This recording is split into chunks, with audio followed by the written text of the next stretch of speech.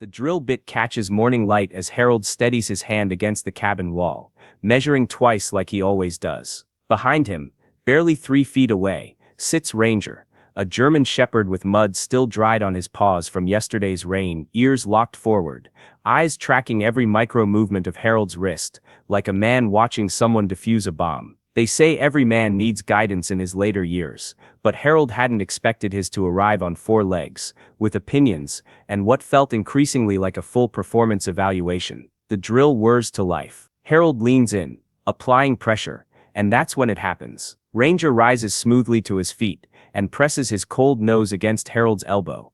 Not hard, just insistent, adjusting the angle by maybe 2 degrees. Harold stops, looks at the dog. Ranger blinks once, slowly, then sits back down as if to say, "Continue. If you can watch that without smiling, you've got stronger willpower than most." 3 weeks ago, Harold's mornings looked different, quieter. He'd wake with the first light pushing through the pines, make coffee in the blue enamel pot his wife used to favor, and shuffle out to the workshop where the world made sense in measurements and right angles. Retirement had given him something he'd craved for 40 years.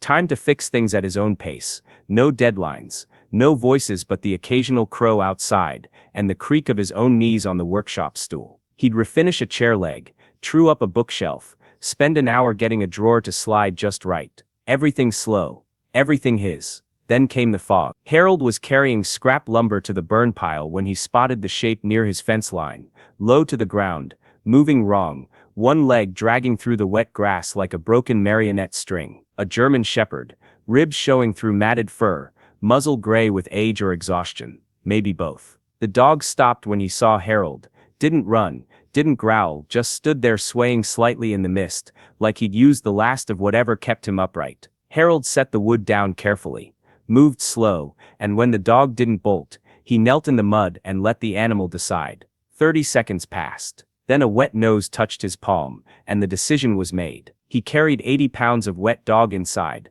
wrapped him in the quilt from the guest bed nobody used anymore, and spent the next 2 days coaxing him back from wherever he'd been. The paw was infected, split pad, probably caught in wire or glass days ago. Harold cleaned it with the same patience he used on furniture joints, wrapped it in gauze. He found